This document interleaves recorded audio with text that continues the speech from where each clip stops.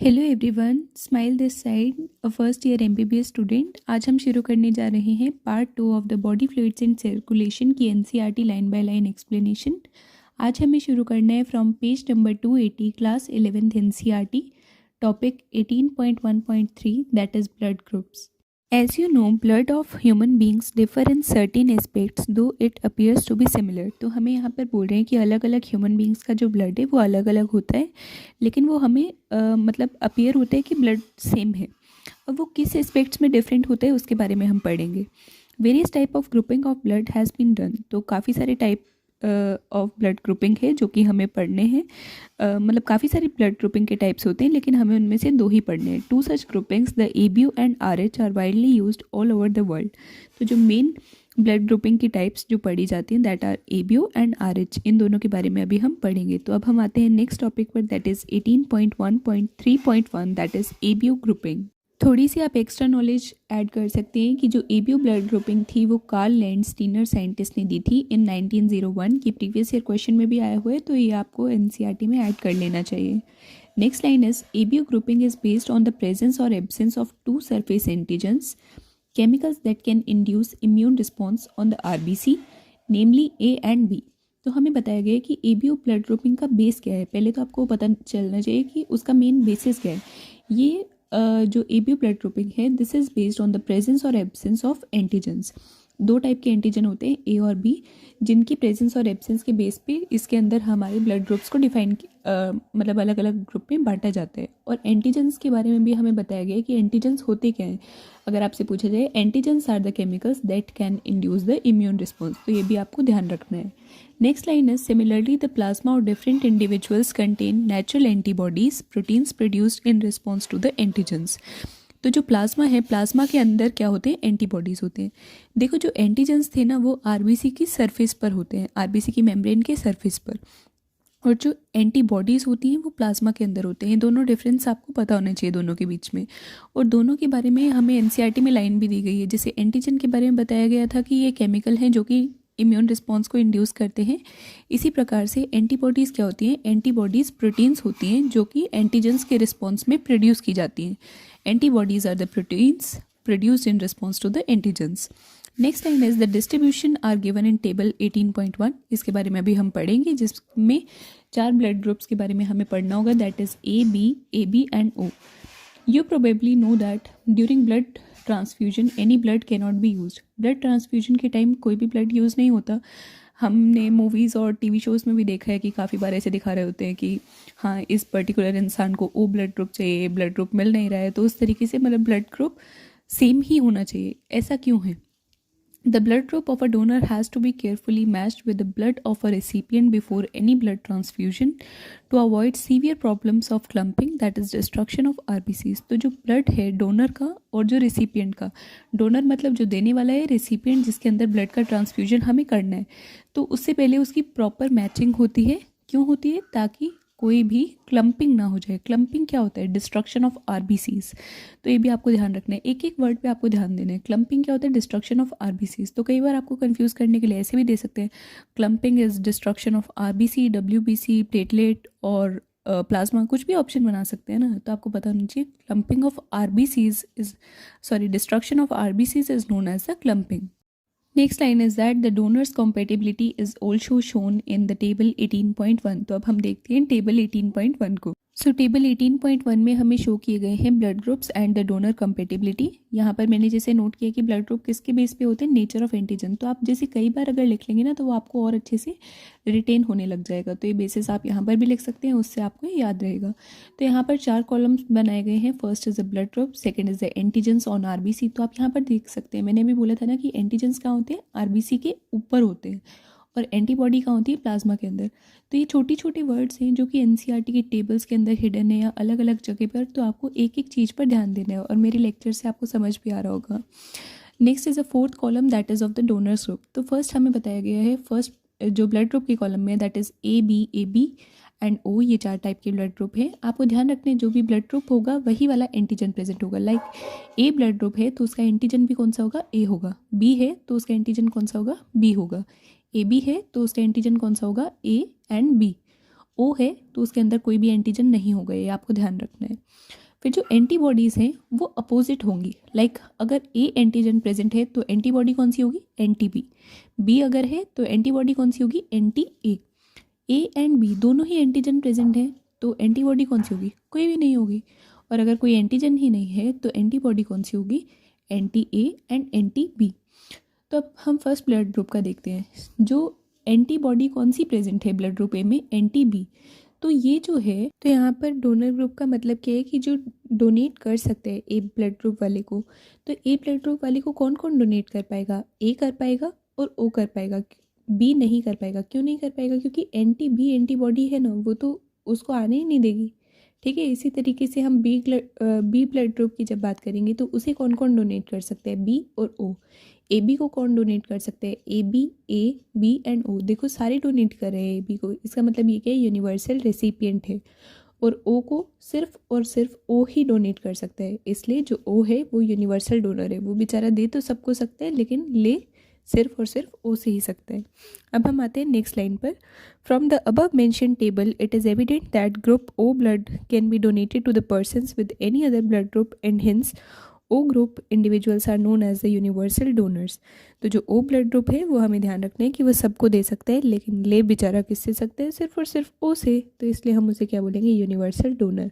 और अगर more specifically बात करी जाए तो universal donor O negative blood group को बोलते हैं। Next is the persons with AB blood group can accept blood from persons with AB as well and the other blood groups of blood. Therefore, such persons are known as the universal recipients. AB वाले तो सबसे ले सकते हैं, ये तो simple से हम तो सबसे लेंगे, तो ये क्या हुए, यूनिवर्सल रेसिपिएंट। और मोर स्पेसिफिकली अगर हमें बोलना हो तो universal recipient is the AB positive and universal donor is the O negative. अब हम आते हैं नेक्स्ट टॉपिक पर, that is 18.1.3.2, that is RH blood grouping. So the first line is another antigen, the RH antigen similar to one present in the rhesus monkey, hence RH is also observed on the surface of RBCs of majority nearly 80% of humans। तो एक line से कितने question बन सकते हैं अभी आप देखना। यहाँ पर RH एंटीजन की बात करी गई है जो कि कहाँ पर प्रेजेंट होता है, रीसस मंकी में भी सेम हमारे पास भी होता है। इसी वजह से इसका नेम कहाँ से डिराइव करा गया है, RH जो नेम है वो रीसस मंकी से डिराइव किया गया है। और ये जो RH एंटीजन है ये कहाँ प्रेजेंट होता है, on the surface of RBC। ध्यान रखना है आपको, अगर पूछा जाए कि जो RH एंटीजन है वो सरफेस पर प्रेजेंट होता है या अंदर प्रेजेंट होता है या प्लाज्मा के अंदर होता है, तो आपको ध्यान रखना है on the surface of RBCs पर वो प्रेजेंट होता है। और मेजॉरिटी जो RH है वो कैसा होता है, RH पॉजिटिव होता है। नियरली 80% ऑफ ह्यूमंस के अंदर RH प्रेजेंट होता है, और जिनके पास RH प्रेजेंट होता है उन्हें हम RH पॉजिटिव बोलते हैं। तो अगर पूछा जाए कि RH पॉजिटिव कितने हैं, 80% of human beings. In whom this antigen is absent is known as the RH negative. और जिनके पास ये नहीं होता उन्हें क्या बोलते हैं, RH नेगेटिव। और RH नेगेटिव की परसेंटेज कितनी होगी, 20%। An RH negative person, if exposed to the RH positive blood, will form specific antibodies against the RH antigen। जो RH नेगेटिव पर्सन है, अगर हम उसका एक्सपोजर RH पॉजिटिव ब्लड के साथ करा दें तो वो स्पेसिफिक एंटीबॉडी बनाएंगी, किसके अगेंस्ट, RH एंटीजन के अगेंस्ट। ये तो सिंपल सा हो गया कि अपोजिट को अगर हम करा रहे हैं तो वो उसके अगेंस्ट एंटीबॉडी तो बनाएंगी ना। Next line is therefore RH group should also be matched before the transfusion. तो हम जैसे ABO ब्लड ग्रुपिंग में मैचिंग कर रहे थे उसी तरीके से हमें RH ब्लड ग्रुपिंग की भी मैचिंग करनी होगी कोई भी ब्लड ट्रांसफ्यूजन से पहले। Next line is a special case of RH incompatibility, that is mismatching has been observed between the RH negative blood of a pregnant mother with the RH positive blood of the fetus। तो अब यहाँ पर RH incompatibility के बारे में हम बात करेंगे जो कि एक बहुत ही important टॉपिक है from the point of view of your NEET exam, जिसमें प्रीवियस ईयर क्वेश्चन में भी कई बार पूछा गया और आप आगे आके MBBS में भी पढ़ेंगे, मैं भी अभी पढ़ रही थी। सो RH इनकम्पेटिबिलिटी के बारे में हम पढ़ते हैं। तो इनकम्पेटिबिलिटी का मतलब क्या होता है, मिसमैचिंग। और ये कब ऑब्जर्व की जाती है, जब जो प्रेग्नेंट मदर है उनका ब्लड RH नेगेटिव हो और जो फीटस का ब्लड है वो कैसा हो, RH positive. Next line is RH antigens of the foetus do not get expose to the RH negative blood of the mother in the first pregnancy as the two bloods are separated by the placenta। तो जब first pregnancy होती है उसके time तो RH antigen जो है positive of the foetus and negative of the mother वो आपस में मिक्स नहीं होते हैं। क्यों नहीं मिक्स होते हैं, क्योंकि उन दोनों को एक सेपरेशन मिली होती है थ्रू द प्लेसेंटा। लेकिन जब डिलीवरी हो रही होती है तो जैसे प्लेसेंटा भी रिलीज़ हो जाएगा तो तब जो है मिक्सिंग ऑफ ब्लड हो जाता है, लेकिन वो फर्स्ट फीटस को कोई भी डैमेज नहीं करते हैं।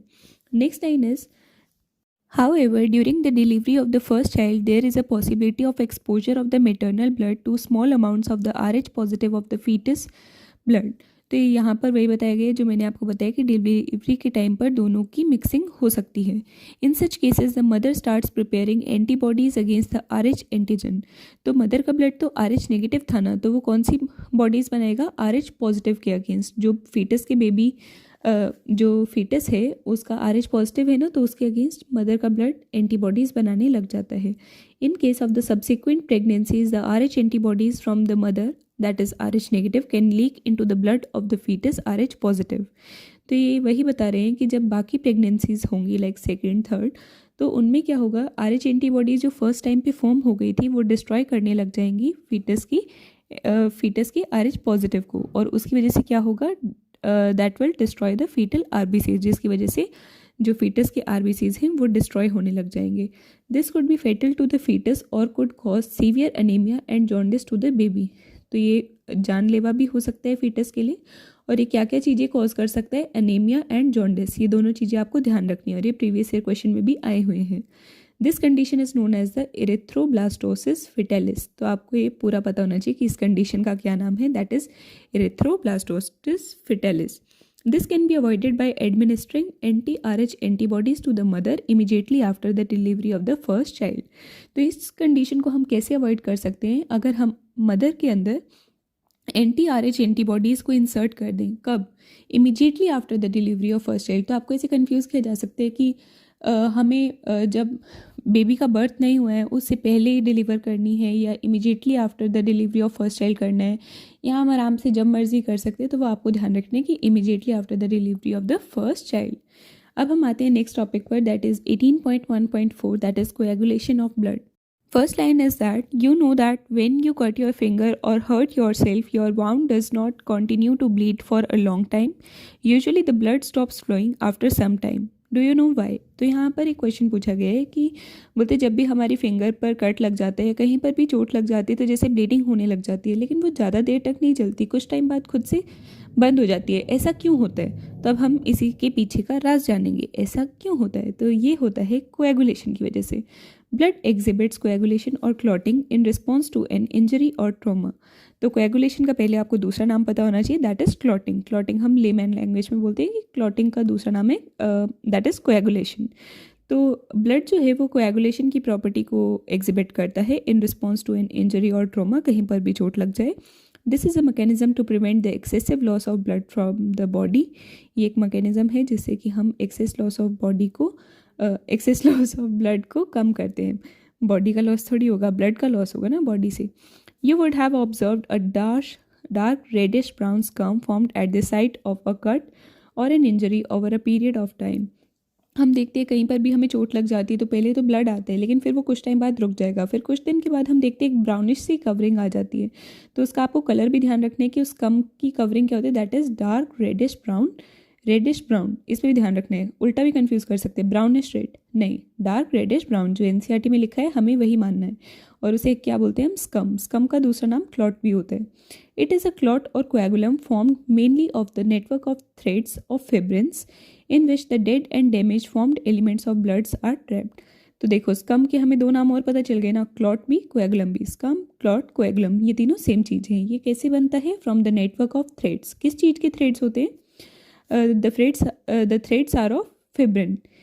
फिब्रिन के थ्रेड मतलब कैसे बनता है वो clot, in with the dead and damage formed elements. Formed elements क्या थे, हमने लास्ट क्लास में पढ़ा था। Formed elements are the blood cells जो कि ट्रैप हो जाते हैं डेड फॉर्म्ड एलिमेंट्स, तो ये बनाता है clot. Next line is fibrins are formed by the conversion of inactive fibrinogen in the plasma by the active enzyme thrombin.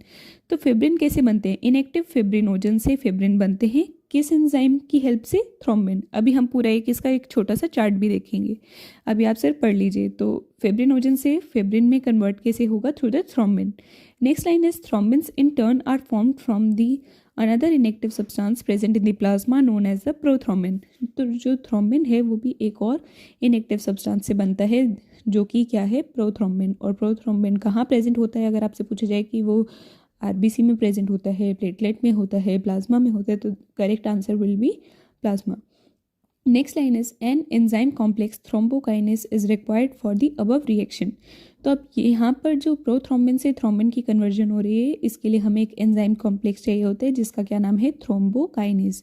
अभी हम एक सिंपल सा चार्ट देखेंगे, उससे आपको ये बहुत अच्छे से समझ आ जाएगा। अभी आप सिर्फ इसे पढ़ लीजिए अच्छे से।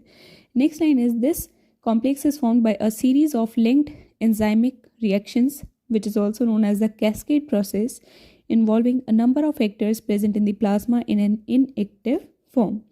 तो यहाँ पर हमें बोल रहे हैं कि series of linked enzymic reactions होती हैं जिन्हें हम क्या बोलते हैं, कैस्केड प्रोसेस। ध्यान रखना है, ऐसे कंफ्यूज कर सकते हैं छोटा सा। मान लीजिए कि वो एंजाइम की रिएक्शन होती है या नहीं होती, लिंक्ड होती है, अनलिंक्ड होती है, तो आपको ध्यान रखना है लिंक्ड एंजाइमिक रिएक्शन जिन्हें हम क्या बोलते हैं, कैस्केड प्रोसेस। और वो क्या चीज़ को इन्वॉल्व करती है, सेवरल क्लॉटिंग फैक्टर्स, जो कि कहाँ प्रेजेंट होते हैं, प्लाज्मा के अंदर। और वो कैसे प्रेजेंट होते हैं, एक्टिव स्टेज में या इनएक्टिव में, those are present in the inactive state. Then the next line is an injury or a trauma stimulates the platelets in the blood to release the certain factors which activate the mechanism of coagulation।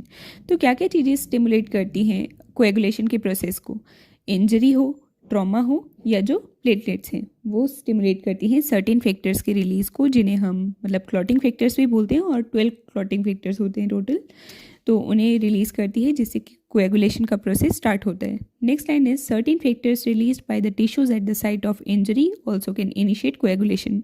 तो अब हमें एक और point मिल गया कि और कौन stimulate कर सकते हैं, सर्टेन फैक्टर्स जो कि टिश्यूज से रिलीज़ करे जाते हैं। कहाँ पर रिलीज़ करे जाते हैं, at the site of injury और away from the site of injury. तो आपको ध्यान रखना है at the site of injury, वो भी कोएगुलेशन के प्रोसेस को इनिशिएट करते हैं।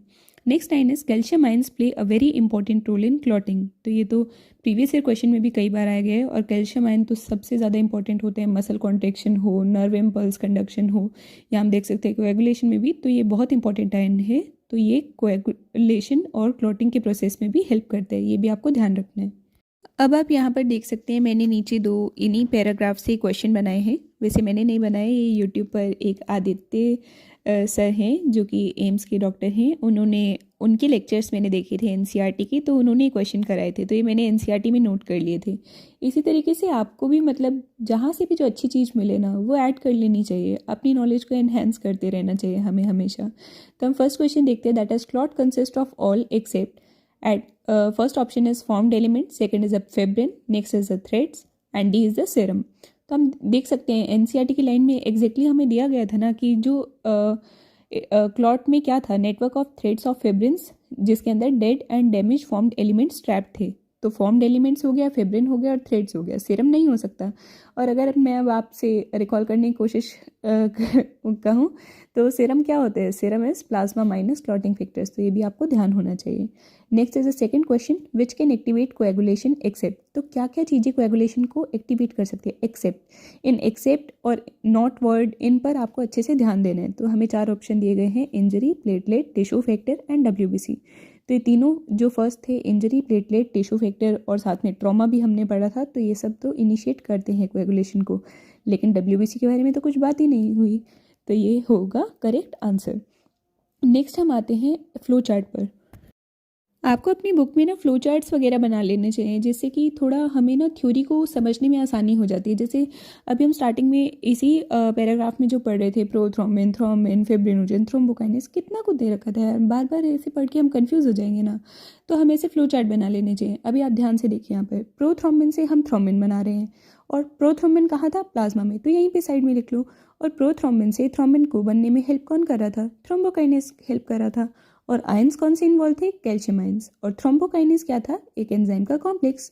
और जो थ्रोम्बिन बना है वो कहाँ पर हेल्प करता है, फिब्रिनोजन से फिब्रिन को बनने में। और वहाँ पर भी कौन से आयंस हेल्प करते हैं, कैल्शियम। सिंपल हो गया ना पूरा। तो इस तरीके से आप भी फ्लो चार्ट बना लिया करो। तो ये फ्लो चार्ट आप सभी भी अपनी बुक में बना लेना, इससे याद करने में बहुत आसानी होगी। और इसी तरीके से जो भी आपको लगे आप थ्योरी को टेबल्स, चार्ट्स, फ्लो चार्ट्स, इनमें कन्वर्ट करने की कोशिश करा करो, और उससे आपको याद करने में और ज़्यादा हेल्प होगी। तो आज हमें यहीं तक कवर करना था। Thank you so much and happy new year to all of you.